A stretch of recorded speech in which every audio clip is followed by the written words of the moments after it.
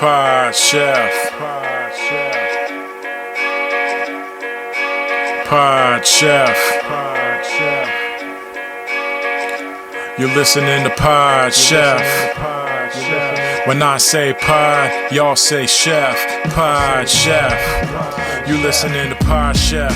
It's a podcast about Top Chef. Hey, what's up? Welcome to Pod Chef, the official Top Chef podcast. It's your host. You know me. We do this every week. You know me. It's your host, Jamal. And I'm joined, as always, with my co-host, Reeves. Say what's up to the nice people. Hey everyone, how's it going? Happy to be here. Brian had a pre-recorded intro he'd like to. Let's play that right now. It's really hot. Are we still going to do a podcast? All right, and so now Brian's here, but he did want to play that. I don't know why he wanted to pre-record that. Because I wasn't sure if I was going to be able to record because it's so hot. So I wanted to send a message out to everybody. Did that not come across in the pre-recorded message that I played? No. A little bit that it was hot and you might not be able to do the podcast because you have all that hair now and it's on the back of your neck and it's sweaty and you don't want that. But we have another special guest, super great guy, fan of the podcast, Big fan, massive huge fan, friend in real life. He's an up and comer in LA. He's crushing it. I mean, he's been there a little over a year now, and he's already got Netflix commercials. Please welcome to the pod, Casey Karaman. Hello, everyone. Thank you for having me. No, thank you for squeezing us in. What's a Netflix commercial? Yeah, walk us through that.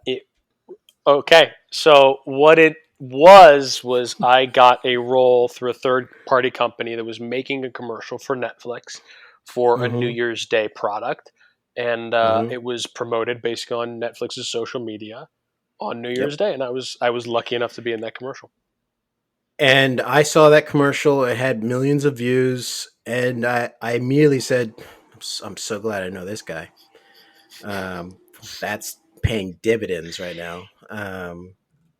What kind of benefits do you get from Netflix now, and what can you throw our way? Yeah, it's pretty significant. I got about 3 months free of Netflix, and that was the base play. And So I don't want to put your finances on blast, but quick math in my head, we're talking about $28, maybe $30. Yeah, okay, and when you do put it in monetary terms, it doesn't sound like a lot, but I talked them up to 4 months, and so I've been it's been pretty good. I have a Hulu subscription through a friend, which I did not tell them about in the negotiation. So yeah, it's been pretty lucrative for me. I have a question. Are you good at bartering because of your Middle Eastern background? Yes, you could. If you wanted to, you could refer to me. I actually don't prefer the term businessman. I prefer the term merchant. I would consider myself. I'm comfortable in front of open burlap sacks of spices that are being sold on the street. That's really what I'm most comfortable with. That's really where I'm home, and I think that's why I'm particularly well suited to speaking on cooking and food related shows. This is why I'm so happy that you're here, because you do have a specific expertise. I do, yes. And it's going to pan out because, I mean, this episode is one of the most coveted episodes of Top Chef that we're going to be reviewing. But let me ask you, well, let's get into something real quick. We should address something, right, to Brian and Reeves, some of the kind people who are listening to our podcast who are leaving nice reviews. Yeah, it feels weird to do, but I think we have to do it for two reasons. Well, I don't think it's weird. I'm genuinely thinking. weird? No, I don't think it's weird. I'm generally showing appreciation for people who don't have to leave reviews, and they are. So, By reading what they say. oh, I'm not reading it this time. I'm I just. think one of them is funny, then we should read it. Okay, which one you should have it? The one have it that up were and read. better than it names, and it names 2 other podcasts. Yeah. by I didn't name. see that one. Drags their I didn't ass. see that You one. didn't see Yeah. that? No. Were you just not on the group chat the last couple of days? Yeah, we've been Um, talking about things that you've brought up like 5 days later. We were like, we were talking about that already. So, guys, I'm preparing for Juneteenth. Oh, So I need this month. Um, And what's that preparation like? Can you just run us through that? mostly ignoring white people and all the Okay. things you guys talk about. okay. And then how does that Well, culminate on the 19th? It culminates because then I'm like, I forgot white people were here, and I'm just hanging out with black people on that day. And then after that day, I'm like, oh wait, they are here, and you know what? Maybe they're not so bad. Well, that sounds nice. That's actually Yeah. nice. Yeah. Okay, you know what? I'm sorry then. Yeah, you should be. You guys were kind of interfering with a pretty big preparation, so Mhm. so let's read that review, Brian. You got it up? If you're at home and you're like, this is weird, and I love the term masturbatory so much, if you think this is masturbatory, just know that I know that. Mhm. I'm not dumb to that. I know this is gonna be weird, and this is kind of but like, you know what? It feels good to be recognized for what Yeah, you do. Brian this is one, not dumb. This one was by Down a Notch, Mhm. and it's from Monday. New Okay. episodes every Monday. Oh, Monday. The subject is Chefs I Have Prepared for You, which is a bit that we do. Great for Yep. referencing the show. Thank you so much. Funniest Top Chef recap pod ever! Exclamation. A must listen if you like Top Chef and love to laugh. Only complaint. Pause. What's it going to be? What is this person's only complaint? Is it that they have to like rewind because they keep missing all the secondary laughs because our jokes are layered because we're professional comedians? Does it have something to do with the audio? Yeah, is it Can't the hear black the person's guess. too loud? Is that the Casey, Jamal said you're a big fan. What do you think this person's only complaint is? I'm gonna go with Jamal's black person thing. Actually, I think that's what the complaint. Okay, well, actually, Jamal is right. If their only complaint is having to back up so frequently to catch what you missed while laughing. Yep. And to that, I say, Wow. learn how to multitask. Okay. No, thank you so much. And that's for the a lovely person words. who likes our podcast. Thank you so Yeah. much. Thanks. Took a dump on. That's Thank good. you for writing. I'm the gonna review. assume that this person likes that. Okay, you can. That's an interesting assumption to make. But I like that review. Thank you, whoever left it. We Oh, and appreciate it was that. 5 stars. Oh wow! So we'll be sending you some merch. So be on the We lookout should for make that. merch, and we should make risotto shirts. Yeah. Oh, we should make some shirts. You're right. Be on the lookout for those. Hickama made me sickama. That could be. Oh, one. Hickama That's a- made me yeah, sick. That that's is a a great shirt. Still my that's a favorite thing. killer merch shirt, and we're gonna get And on. then it's a picture of Brian throwing up. Can I ask who came up with Hickama made me sickama? Well, hold on. This is good. Okay. Which one of us do you think had the comedic timing to come up with that shit? Well, that's almost not comedic timing. I'm not actually I'm not playing into the strictures of what you've just told me. I'm going off of what I Okay. would say. I think that's Jamal Okay. because that sounds Yes. like a joke you Yes. would make. Yes. Yes. and it Okay, is. then who did the risotto? That I would think that was Reeves. No, that's wrong. It was me, and No, you it was were Brian. wrong. Sorry. And one of them is going to be a koozie. What was that? One of them will was be a a koozie? koozie. Yeah. Oh yeah. Yeah, That's Reeves. cool. What is Oh, yours? I was gonna say mine was. We'll where, call it Pascuzzi. That's actually really great. Oh, that's what I was gonna actually say. So Casey, you could just mark that one to me. Okay, Yes, koozie. so let's go to this other one. This was How left long on are we Wednesday. taking on these reviews? Can you just read the whole thing and we'll immediately Yeah. go to the Okay. next This one was from Wednesday, and the their username is what up, which makes you think that they are Hollywood Handbook fans. Yeah. Which I really love the crossover. Yeah. Okay. I'd love that. Subject is top rewatch pod. Again, this is 5 stars. This feels so weird, but I'm also having a great time, so I don't care. Yeah. Okay. This is the one that's calling out 2 other podcasts directly. Sorry, Gilmore guys, and Watch What Crappens, but this is the best rewatch/recap podcast around. Wow. Okay, and as someone who hasn't watched those other podcasts, I'd have to agree with this review. Gilmore Guys is a very well reviewed podcast. It's a very highly reviewed podcast. Yeah, good for you guys. Congratulations. Yeah. It hasn't translated into anything yet. Yeah, can I walk you guys through my feelings on this segment? I started off perfectly okay with doing it. I was like, this is nice. People want to hear it. And then I started feeling uncomfortable, and now I'm angry. Should we cut it? Let's don't cut it, but maybe let's never do it again. Okay. Hey, I just want to be known that I didn't want to do it. I was just going to say thanks for the reviews and move on. And then Brian said he wanted to read them both. So, Okay, well then here we go. Folks, please keep leaving us good reviews. We won't read them Or on bad. the show anymore. I yeah. don't mind if they're bad.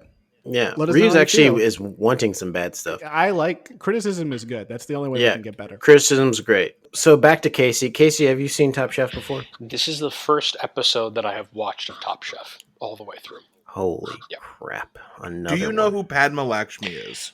I do. I do mainly from her appearance on 30 Rock, where she's obsessed with putting things in little sandwich bags. That's basically it. I'm not that familiar with. No, I'm not. And wow, I've seen every episode of 30 Rock, and I don't remember this episode. But You've seen every episode of 30 Rock? I'm sorry, I didn't mean to brag that hard on the podcast. Brian, is there a reason that you asked Casey if he knew about Padma before you asked about Tom or Gail or any of the other people? So yes, and it's not the reason why that you're insinuating. Okay. It is, and it doesn't involve bags of spices. It is. Okay. That is how most ethnic things are referred to me as. Now, just so you're aware, this is not a bag of spice related thing. Just keep going. No, it's fine. This is good. It is because to me, Padma has a wider. Yes. She's not just Top Chef. She has a Hulu show, and maybe it's and she is a very famous model as well. I think, to me at least, Yeah, do you know her from her modeling work? I do. I've been to Casey? many catwalks. Is she married to Salman Rushdie, or was she married to Salman Rushdie? She was. That's how I know. No, I do know. No. Brian was right to ask for non-spice bag reasons. Sure. I know her because of Salman Rushdie. Yeah. I remember being like, that's a weird one, and then they got divorced. And yeah. So this is not a bit. This is real. What? Yeah. That's a real Okay, thing. I got to go look this up. I did not know this. Yeah. She was married to Mr. Fatwa himself. Yeah, she was. Yeah, and this is proof that fatwas do make you hotwa. So that's gonna be that's gonna be Been on saying the it for years. Been saying it for years, guys. Get a fatwa. Well, that's not a shirt because we already have a shirt and a koozie. So what could that be? A hat? A dad hat? Maybe That's gonna be like sunscreen? I think it's gonna be a bike lock because he was locked in his house. I also didn't know that. I think that's like a sleeping Okay. pillow to get you on the no-fly list a little faster. Yeah, I think so. All right. Well, all right. So, what did you think of this episode of Top Chef since your first one? It's really fascinating. So I don't watch a lot of reality television, almost at all. The only reality television, and I don't actually. There's like reality television, and then there's like competition shows, Yeah. and this is more of a. Yeah. This is a competition show. Yeah. The only one I've been watching in quarantine has been Great British Bake Off, and Nice. the styles are radically different. And as I was watching this, I was reminded of why I don't watch American competition shows, because I was really interested in the recipes that they were cooking up, but there wasn't a lot of that. There was a lot more like thirst for drama. There was a lot more people who were like, I just want the interpersonal conflict. And I think that put me off a little bit. But as an episode, it looked fucking exhausting. The idea of having to put together a restaurant and like a 6-course menu sounds horrifying. Sounds awful. Yeah. Yeah. That's an accurate review because this is Restaurant Wars. So this is an interesting episode to be dropped into the world of Top Chef on. My wife is home. And I would say for anyone who's watching the Great British Baking Show and then coming to any American competition show, you're not going to get that feel good personal story that you get from British TV. But hey, I've been saying for years the Brits know how to do TV. So, all right, this. It was overwhelming. What are one of the? Do you have any positive takeaways from the show? So, what was interesting to me about the show is one, they're able to make so much shit so quickly. I was amazed at how like they got all this shit together, and it was also amazing to me. There was a line, I believe her name is Sarah, and I don't know if we want to spoil it, but she's the one who gets kicked off at the end. Like she gets axed real quick, and that is a spoiler. and Mhm. So if you've just clicked off the podcast now, just leave a review, and then we'll see you next week. Yeah, some people do listen to this along with watching the show, and I don't think it makes any sense at all because It's wrong we timestamps. barely talk about the show. it's not a watch along. And yeah, and it's not a watch along. We've already watched the episode days ago. So if you want to watch maybe along, stop doing watch it on that. Thursday. Yeah, maybe stop doing that and just watch the episode and then listen to this. Sorry to interrupt you. Keep going, Casey. No, that's no problem. That's no problem. So Sarah at some point, she very confidently, and she like giggles afterwards, like it's an uncomfortable thing to say, but it's true. She's like the global like multi like ethnic thing doesn't really work, and then she sort of like laughs, and then Penny proceeds to get fucking stomped. The restaurant Penny, they proceed to get fucking stomped, and they put out like gelatinous like food in front of all the judges, like garbage shit. And she's like, "Oh, it's the fusion. There's no way it's gonna fucking work." And then it completely worked, and I was very happy when that happened. I was like, they put that in the edit for a specific reason, and I was very happy that worked out like that. I was worried as soon as I saw that she was getting so much airtime early in the episode. I said, "This is not a good sign," because anytime someone's prominently featured, it usually means they're either going home or they're going to be at elimination. And so she was getting a lot of airtime, and I was like, "Oh, this is not good." Anytime someone starts talking very confidently about restaurant wars. Well, she was also often like out loud critiquing what they were doing. Like she would often like she would say like, "I guess we're not really gonna have a strategy. I guess we're doing this." Like it seemed like she was like, "This is going terribly." Well, and it was. So someone needed to bring attention to it. Yeah, so let's go on to our favorite opening bit called Chefs I Prepared for You, where we all go around and discuss and present as if we're presenting it to Padma, Tom, and Gail what we had for dinner last night. And I'll go first. Chefs, I procured for you baby's first Chipotle bowl. I've never had Chipotle before, and I had it last night. Pause. You've never had Chipotle Never had it. Let's talk about it. Let's get into it. Never had that. Never had Chick-fil-A. Never had Chipotle before, okay? To me, it's the uncle. It's the older uncle of Kava. It's what it is. What it is. I'm not going to get on the craze. I had lettuce, double chicken, black beans, and white rice. It was all right.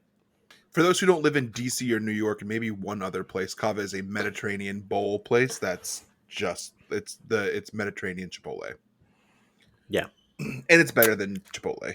Okay, I guess. I thought this was my opinion, but all right. So yeah, that's what I had. Casey looks confused. Did it just never come up? Did you just never had a chance to try? The reason I ask is growing up in suburban Northern Virginia, like that, you had to. Like all your friends would like drive you. You'd get locked in a car and you'd have to be. Okay, so now we're talking about if we have friends or not, and that's going to be uncomfortable for me. Okay, well, my friends never asked me to go. My friends asked me to go to Kava, and I've been to Kava with friends, but I haven't been to Chipotle friends. And last night was my first time a friend asked me to go to Chipotle, and I went. All right, and so now you brought that up that I don't have Chipotle friends. Okay, I'm sorry. Did you get the chips and guac? No, I don't like guac. You know that. Oh, that's the best thing there. Their chips taste like popcorn, and the guac is really good. Oh, wow. I mean, I should have. I'll go back one day and get the chips and guac. I'll get the full. Do you feel empowered enough to go by yourself now? I don't know if I do, because if you start going to a Chipotle too often, then people start saying, "Oh, is this the black Chipotle?" Which one did you go to? I went to one that actually is the Black It's Chipotle Black Chipotle. Yeah. in Little River Turnpike in Virginia. Oh yeah, the Black Chipotle. Yeah, I know that one. Yeah. right next to the Black Ross. You could just say Ross. No, someone who's worked for Ross. That's the Black Ross. Chefs, I prepared for you a mushroom bourguignon. And Okay. I spent a lot of time on it. This had some various mushrooms, about 2 pounds of mushrooms, What a little kind? red wine. Tell us what kind. What kind? I had This what, is it where was Reeves like always gets stuck oyster. on this. I wrote it down. Oyster mushrooms Love oyster mushrooms. and some mini portobello mushrooms. Baby Bellas. Baby Bellas. I got my baby Bellas. It took a while. It was good. I've made it before. I'm done. Next one. Now, Reeves, did you have leftover mushrooms? Because I read recently that you're not supposed to reheat mushrooms. Did you guys know this? Is that really a thing? I had it today too. You're not supposed to reheat mushrooms because they can turn them poisonous. Poisonous. Yeah. When you guys were kids, do you think that all mushrooms were probably poisonous and not eat them like I did? I did not eat mushrooms as a kid. That's not even a staple. I've got kind of a bump on my arm. Do you think that's the sign of being poisoned? Well, let me look up the ingredients. Let me go to How do you 1MD. know when you Google? How do you know when you feel poisoned? Oh, that's a circular Google. How do you know when you feel poison? How do you know when you feel poisoned? It just keeps refreshing on Google, Yes. trying to figure it out. Okay, I found this on the web for how do you know when you feel poisoned. Check it out. Okay, I don't have time to click the links. It seems like she doesn't have a. Do you guys ever refer to Siri as she? Do you do that? Is that an old person thing Well, that I isn't do it now? isn't it a woman? Yeah, but it's not a real person. Wow. So that's your take, huh? She's not Chefs, real. last night I prepared for you peanut butter jelly sandwich with Lay's ruffled potato chips. We a quick story here. Yesterday was a big day in the Jackson. Should I say my wife's last name? Jackson Donovan household. Isn't her last name Jackson? No, she's an independent woman, and that was too much paperwork. We got married in Costa Rica, and we're only pretty sure that we're actually married in America. They gave us. They said they sent the forms in. We don't know. Okay. I want to check on that. No, it's been That sounds fine. right. I think you're And fine. yeah. Okay. Yesterday we bought a house. We went and we did a closing at a house. Where's my soundboard for applause? And we were like there. It took a long time, and we got sandwiches kind of late, so I had a late lunch. And then it was just like, I'm fucking hungry now at like 10 p.m. So I had like a peanut butter and jelly sandwich, and that was my dinner. Now, did you make that at the new house? No, we can't move there until June 14th. We're renting it back to the people now. Quick story, Casey, you'll enjoy this story as an actor. One of the people that was in the title office that was closing with us, she was like, my daughter's in LA, and her son is in LA too, but her son is doing Oculus stuff. She's like, my daughter's in LA. She actually just did a commercial. You might know it. She's Parker from the Parker Policy, Jake from State Farm pizza commercial. The like one where she's like delivering pizza to Jake from State Farm and giving him like the big thing of ranch. She was like, "That's my daughter." I don't know that. Interesting. I don't know it either. How do you guys not? This is a big commercial. I'm not familiar. I know the Jake from State yeah. Farm commercials. Yeah, I know Jake from Steak Farm, but I don't know the Parker version of it. She's like delivering pizza to him. I have not seen Jake get pizza in any commercial. I'm What have you more seen interested Jake do? in the son that's doing Oculus stuff. Yeah. She didn't tell us that. I kind of imagine that he's just playing a lot of Oculus. He's not involved with the company at all. She made it seem like he was involved in the making of Oculus, but I didn't follow up. Okay. Maybe I should have. Yeah, you should have. I was more interested in the Parker from State Farm thing because I know that commercial. Hmm. She said that she improvised a lot of it. That it was basically just like she was told to deliver the pies, and then she just like everything else on that ad is mostly her. Wow. Wow. So little from what I know behind the There you scenes, go. it is Yeah, really now fast. We're in Hollywood Handbook. Here we go. Here we go. Little teaser freezer for you. Here, improvising when actors improvise behind the scenes, it's really fascinating to watch because very quickly you can see the panic in their eyes. Like very quickly they realize that it's like, oh, I have to do more than just the one thing.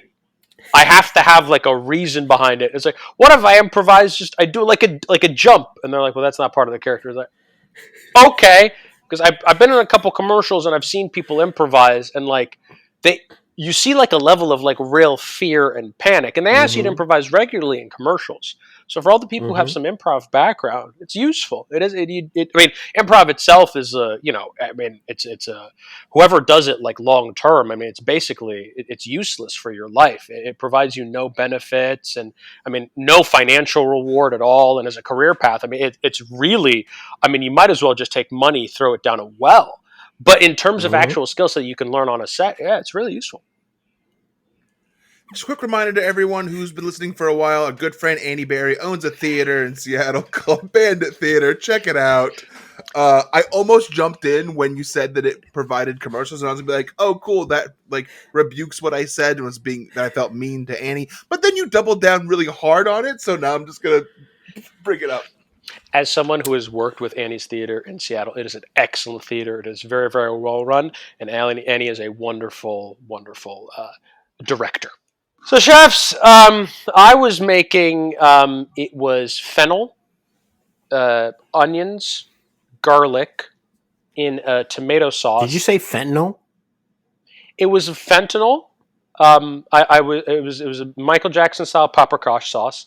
I was for my girlfriend. I was trying to kill her. It was fennel. It was crumbled impossible meat because we're trying to go a little meatless in this household. And what I did is I reduced it multiple times to make it like thick, almost like a spicy paprikash sauce all over noodle shells. It was very good. And we're back from the break. Let's get into it. Let's talk about Restaurant Wars, season 18, episode 8. Let's get right into it. It's Restaurant Wars, and it makes Maria want to vomit. That was her words, not mine. She said that it makes her want to vomit. Take a listen. Restaurant Wars is what 90% of the people that come to the competition crave.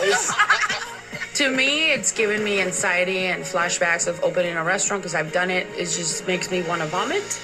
So that's proof that it makes Maria want to vomit. It's also a humble brag to be like, it makes me think of opening a restaurant, which I've done. I mean, it's... Yeah, she has opened a restaurant, and none of us have opened restaurants, so she's kind of flexing on us. Yeah, and 90% of people crave war when it comes to restaurants when they come on Top Chef. But there's 10% of people that are pacifists about it. They say we shouldn't actually be warring with each other. We should be cooking and supporting each other more, not warring. That was my question, is like what the other 10% are doing. Yeah, so it's just they don't want to do this. They are peaceful protesters. They don't do this. They very loudly sing the song War, good God, y'all, what is it good for? Absolutely nothing. Well, in this version, Restaurant War, good God, y'all, what is it good for? Absolutely nothing. Yeah. And the is Maria probably throwing up, vomiting everywhere. Yeah. So they do a coin toss to determine the teams, which makes me think that they forgot to pack the coveted knife block this time. I think you're probably right. Can I ask, at some point they're like, we're going to do this Portland style and then flip a coin. What is that? Go ahead, Brian. So Brian? Padma actually, she stole this from Tom, because if you remember from Last Chance Kitchen episode 1 or so, Tom does the same. Tom tells the story of how Portland got its name. It was either going to be Portland or something else. And then two rich white people flipped a coin and they decided to name it Portland. So someone needs to tell Padma that, like, we've already covered this. Like, this information that we all know about Portland, don't act like this is like information. Everyone knows this. My biggest thing, and please someone help me with this, is why is it a penny? Like this like it makes me believe that Jamal's theory is right, and we could ask Tom if they just forgot the knife block and they were like, "Fuck, who has a coin?" and someone only had a penny. Yeah. I think Dale came up was like, I got a penny. I got about 50 pennies in my pocket right now. And then they're like, well, so it's okay. So look, we're all, comedy people. Okay. Do you think Thank you, by the way. Do you think that these pennies might be ass pennies? Which is a bit from the Upright Citizens Brigade TV show, season 1, might be episode 1. Yeah, that's probably it. Sorry that's to it? cut you off, Brian. That's absolutely what it is. Okay. It's definitely a deep dive reference into a online and sorry, not online, but an improv show that ran for, I believe, abbreviated season back in the early 2000s. Is that right? No, they had 3 seasons, and it was sketches. But they did. Let's go into it. They had sketches that were. Now we're in the writers' room again. And actually, I probably shouldn't bring up improv and Harold because I had a very difficult therapy session after our last episode.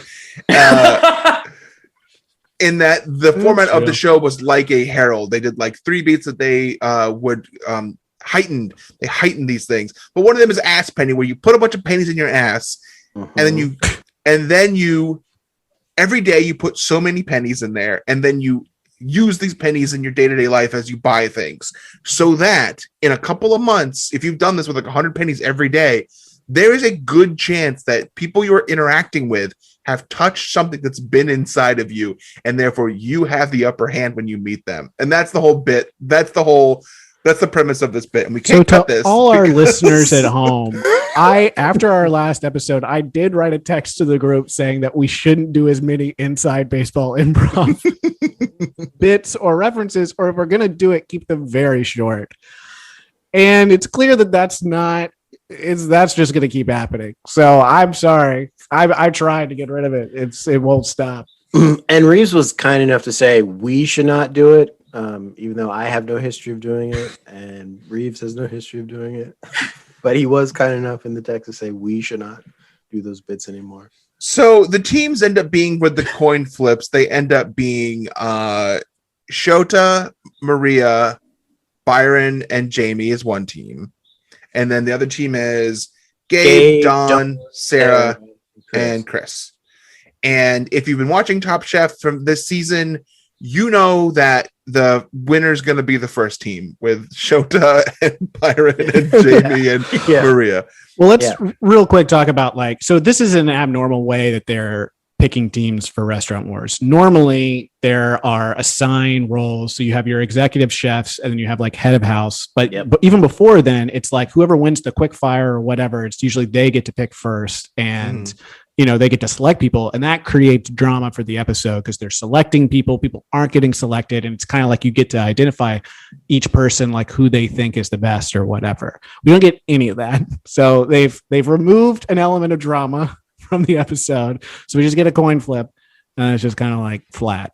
Not only do we not get any of that, new viewers who are jumping into Top Chef for the first time, like Casey, aren't getting any of the tradition and pomp and circumstance that comes with Restaurant Wars.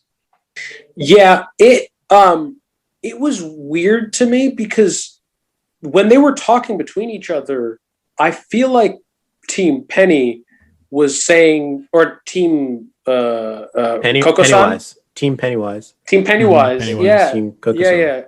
Yeah, Team Coco-san. I feel like Team Coco-san was well, the guys on Team Penny, they're much better chefs than us, but we have that we're the lit team, we're the fun team.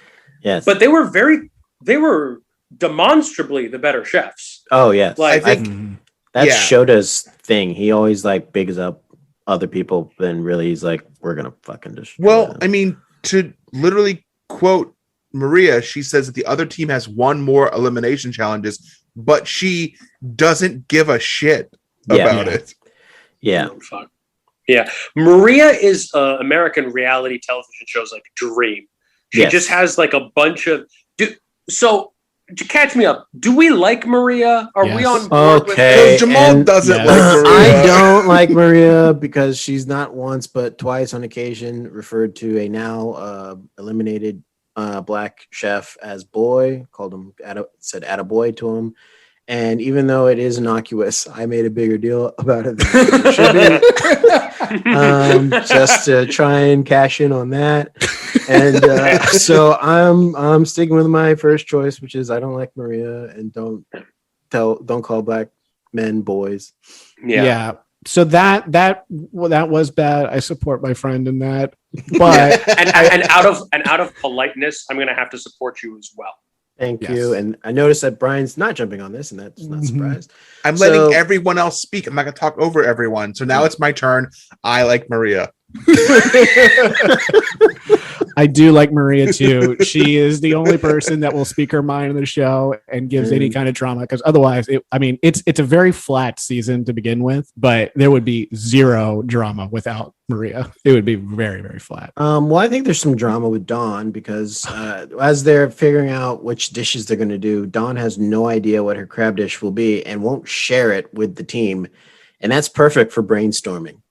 That's great. That's perfect when people are trying to figure out how are our dishes going to fit together. Don, what's your dish? Oh, I don't know. Okay, would you want to share it with us? No, I'm going to figure it out in a moment. What the format of this is? I don't think we have. The format is they're doing chef's table instead. Yeah, they're doing a chef's table. Hundreds of guests who come in for a free meal and then complain about the fucking food being too dry or big. They're just serving for the three main judges and the celebrity former contestant judges who we've seen all this season.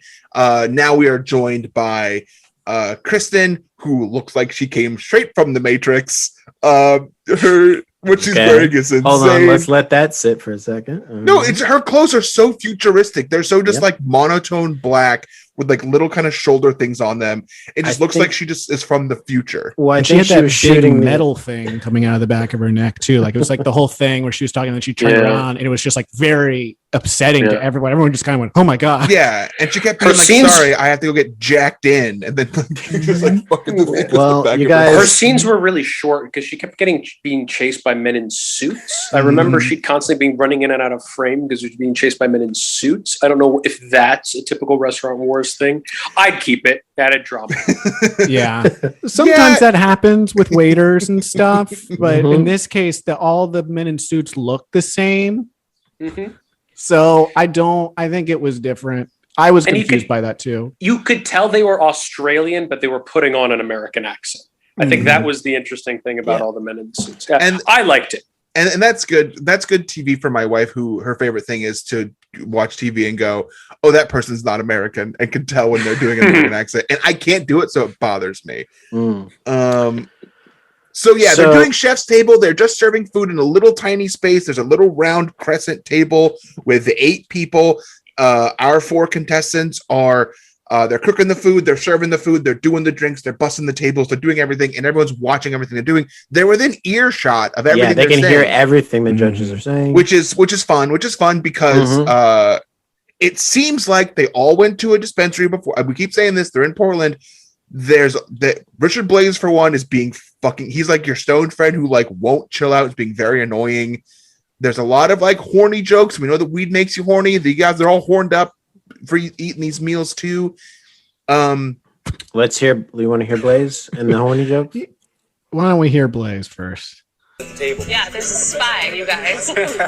We had a 5-person restaurant once. Thank you for rubbing it in. 5 people? But we cooked for hundreds of people. Yeah. Sorry. We cooked for mad people. No, I like a server who interrupts a conversation. Yeah, sorry. My apologies.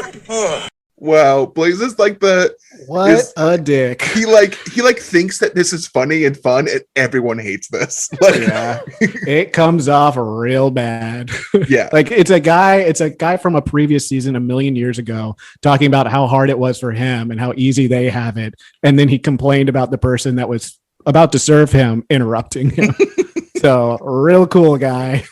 And the chef was so apologetic. I think was it Jamie? I think she's like, I'm really sorry. She was genuinely apologetic. It was very awkward. I think somehow it was Maria somehow, which I don't see. Yeah. I feel her at least like joking back and like sticking up for herself, but she was like, "This is Restaurant Wars. I got to eat shit here and just say sorry." She's like, "I can't call anyone boy here." Gregory and Kwame were there. If she wanted to keep this I going. think she did go up to them and say, "You boys want water?" I got to talk about clothes and the way people look. Padma has short hair now. We know that when people, maybe Casey can help us with this. I know that sometimes it's quicker just to do wigs instead of like doing someone's hair and makeup. So this is clearly a wig for Padma because like she can't just cut her hair. So like she has a little bob hair. Yeah. And she knows, as a professional in the industry, which is what I am, she knows how to find her angles in her light. Like when they're getting out of the cars, she is fucking... I don't know how she gets to the middle of the camera so quickly, or if the crew tells everyone else, like, get out of your cars second or last. It's probably that. It's probably that, because she is fucking out of the car, middle of the frame, by herself, walking and, like, doing a cool pose, while everyone is, like, checking for keys and their wallets and stuff. Very unflattering to them, but she looks incredible in all the shots. Yeah, she's kind of carrying the show when it comes to, like that sort of like status.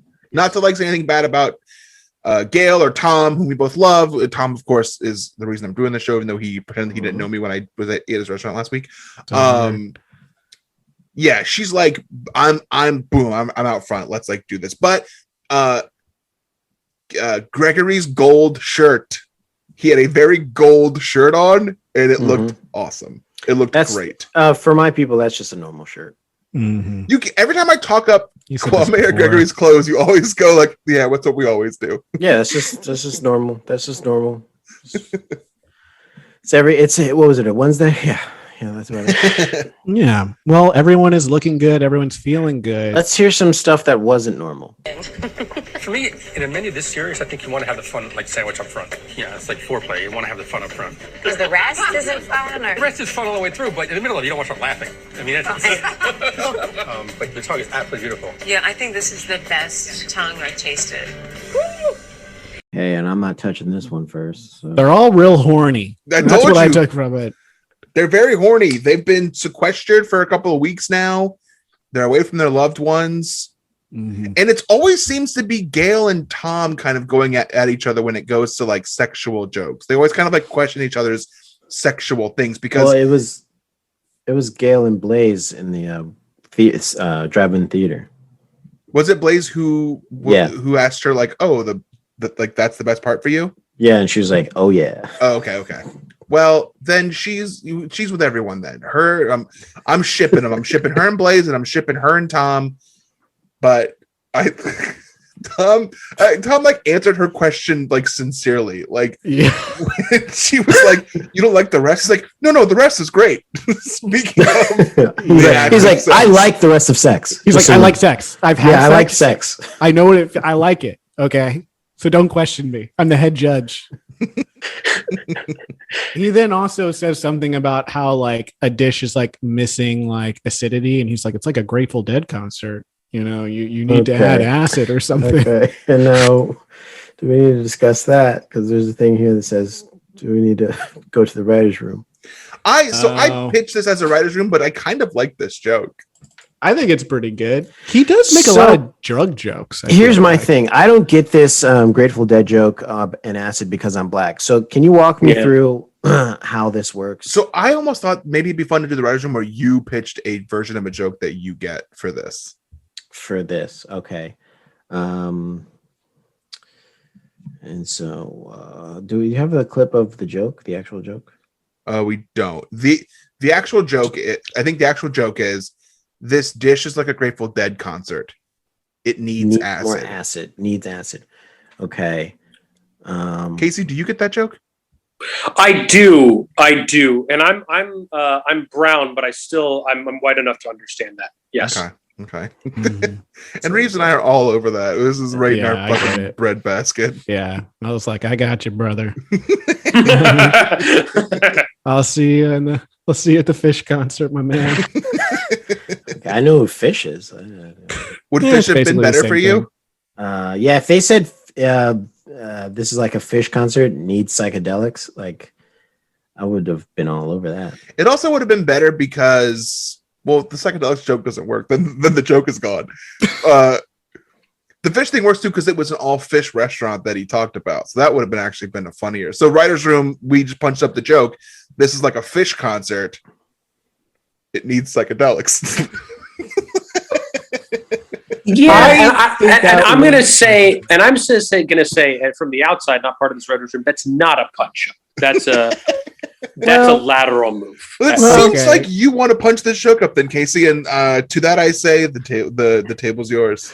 Okay. I think you saying it's a lateral move is giving us a lot of credit because the whole point of it is to talk about acid, which is not really referenced in our punch up. So it doesn't really work, but I do like it a lot. So I think we should go with it. I guess with the equivalent of this, so that me and my people could get on this, but like, I mean, this dish is kind of like Kool-Aid at your white friend's house. It needs a lot more sugar. That's a good one. Okay. That's a good punch up. It's a good one. Brian's like, my Kool-Aid always had sugar. I mean, it's a cup of sugar for whatever you're doing. But no, I'm just it's that it wasn't that it wasn't sweet enough. That might have worked. Actually, that joke worked for the octopus because this octopus is like Kool-Aid at my white friend's house. It needs more sugar. It needs more sugar. Too bitter. It's too bitter.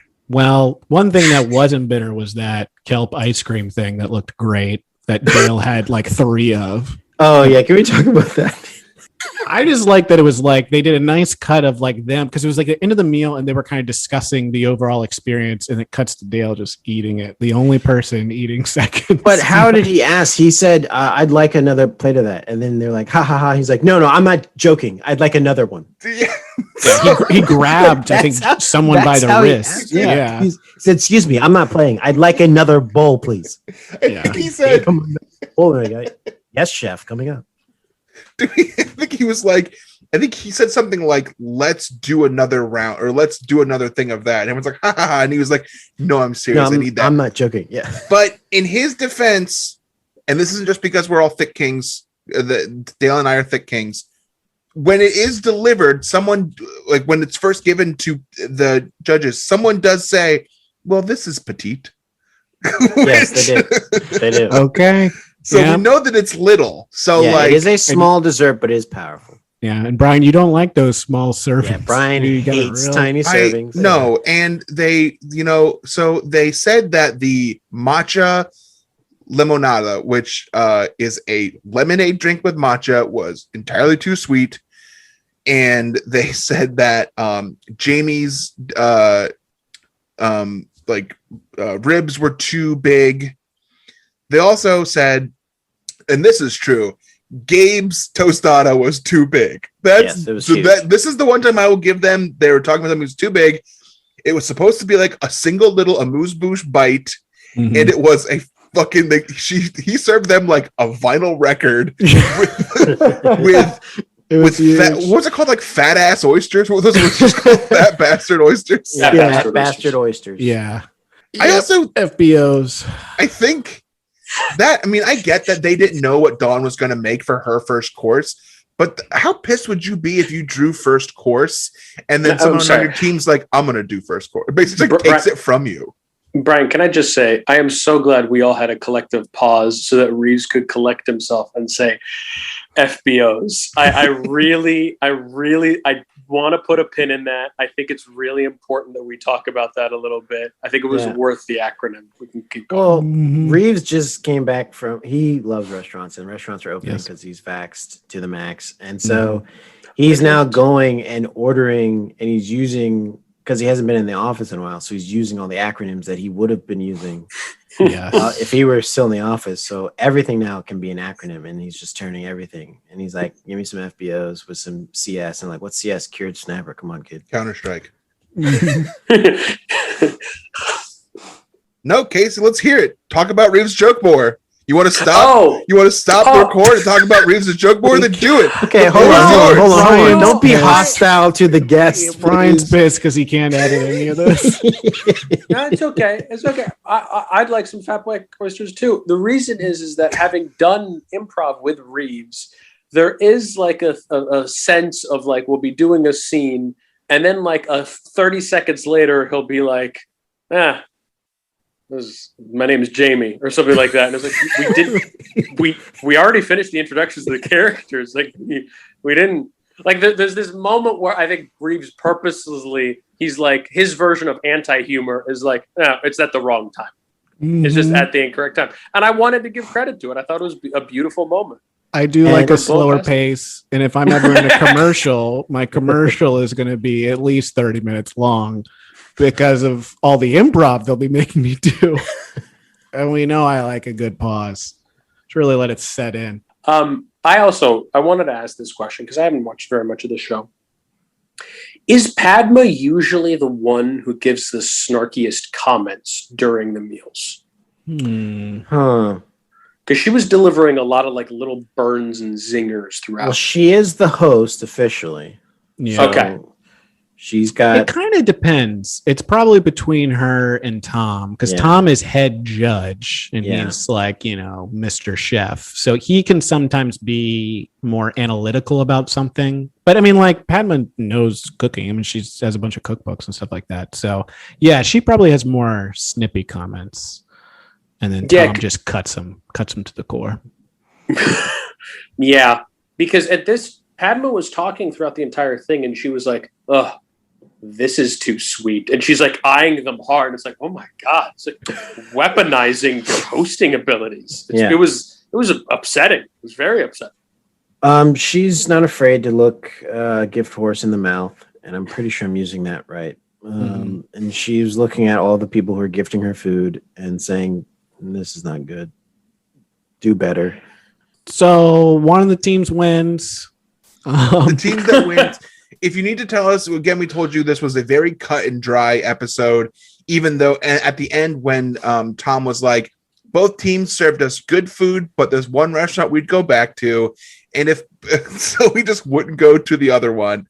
It was Coco-san, and they won because it looked awesome. I was telling the guys earlier, I want this experience, and I read online that they are actually doing pop-up versions of this in some places, potentially New York, and that if that happens, I will go there and I will report back to you guys what happens. But it's very exciting. It looked great. Everything from the very beginning. I mean, you all saw Gail going through the menu when she got it. She was like, "I love this. I want. Can't wait for this. This is my favorite." And she was really into it. And then she went to the other place and she was like, "This looks good." So this is the part where I have to say to everyone who has been riding with me and Sarah all season, Sarah got eliminated. Sarah, tough. My girl Sarah, who's on my team, got eliminated, and let's just listen to her goodbye.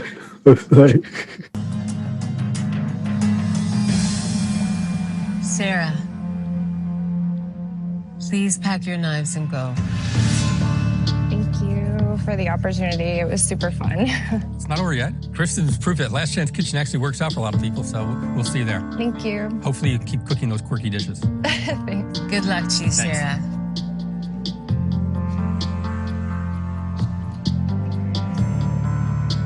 What? I'm ready. What? No, you're not.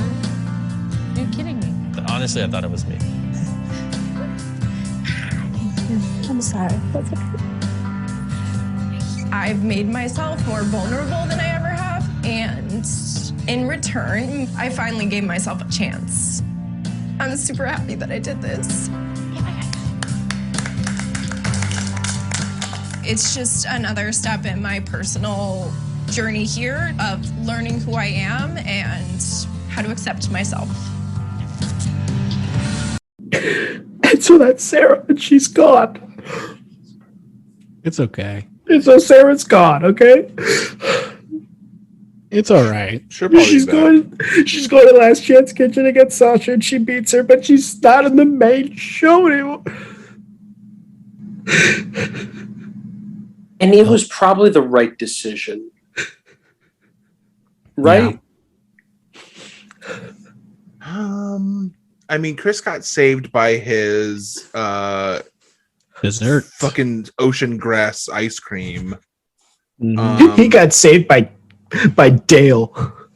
He got served by kelp ice cream, which looked like it had popcorn on it. They said that on the thing because he tried to do his pasta again, and Chris, stop doing pasta. Yeah, you gotta stop, dude. You've struck out so much with pasta. You can't do pasta again. You could say that Chris is the anti-pasta. Mm. And see, earlier there was a pun joke. I think it was before the record, and you all were asking me who came up with the pun joke, and this is how I do. And Casey, I'm sorry, I don't want to interrupt you, but Jamal just said a really funny thing. I want to go back and give credit to that. Before we move on. See, Jamal said this thing. He said that Chris could be the anti-pasta. And I've improvised with Jamal quite a lot, actually. Yes. And the one thing I know about Jamal when he does improvising is that he often makes anti-pasta joke. Yep. At least once a month in a show, I like to get an antipasta joke out there. I know there's a lot of Italians who come to. Usually, you just play a character called antipasta, where you're like a woman that loves Italian food. Yeah, that's my go-to when I'm lost. And Brian's, because I've done improv with Brian, and Brian makes a lot of heady moves that they're beyond me. So I'm just like, I'm lost. I'll figure out how to wedge this Italian woman into this scene. Yeah, and Jamal, I was just going to say that exactly. If we could actually go back to the self-referential thing that Brian did, where he called back what I did, but put it in a different context. Having never seen Brian perform, I imagine that's the type of meta commentary he would do on a show within a show. And I really found it to be, I thought it was hilarious. I will often do callbacks a minute later from the original joke. That's actually very true.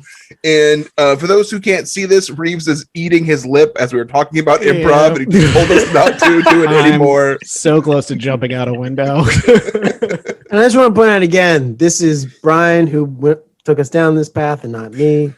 Okay, so last chance kitchen, they're told to do 3 bites, little spoons.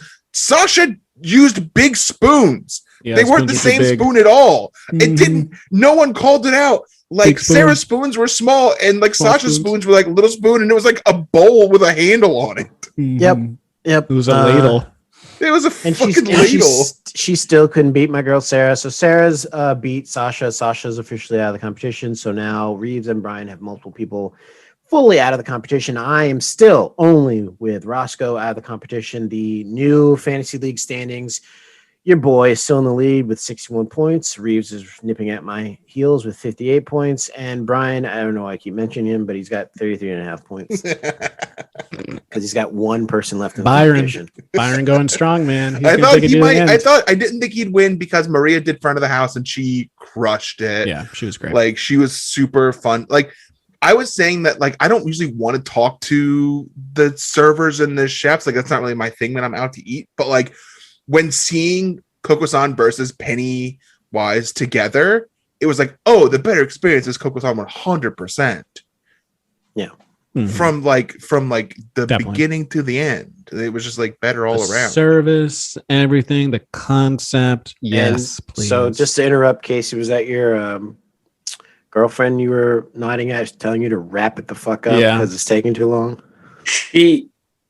That was not what she was saying. She was asking me if I was still recording, and she was saying, "Do you?" What she said. She was. I think she heard that I was making an internal reference to improv, and she was worried about me, so she wanted to come up and check. Yeah, but no, you were doing fine. Those are good instincts. Those are good instincts. Yeah, those are good instincts. Yeah, it's a very good instinct. Can I ask a quick question about Last Chance Kitchen? Sure thing. This is your last chance to ask. 2 minutes until the Nets game, so you got 2 minutes. Oh, okay. Well, I guess my question is, when the new competitor enters, and Sasha, she had been there on Last Chance Kitchen for 3 times, right? Yes. No, 100 times. No, she's been there. Well, she was the first person eliminated. She was the second person. Second person. Roscoe was. Yeah. So she's been there 1, 2, 3. This is episode 8. Yep, 4, 5. Because she was eliminated and she came back. So she lost in week 4 and she came back in week 6 because they had some crazy like Last Chance Kitchen for all the people who were in Last Chance Kitchen, and she won. So she came back. Yeah. So she came back in week 6 and 7 and she's out again. So when Sarah enters and she and Sasha like have that moment together, it's almost like when I'm not invited to a party and I show up, There is like the most awkward. They're like, "Oh, hey, girl." There was a lot of that.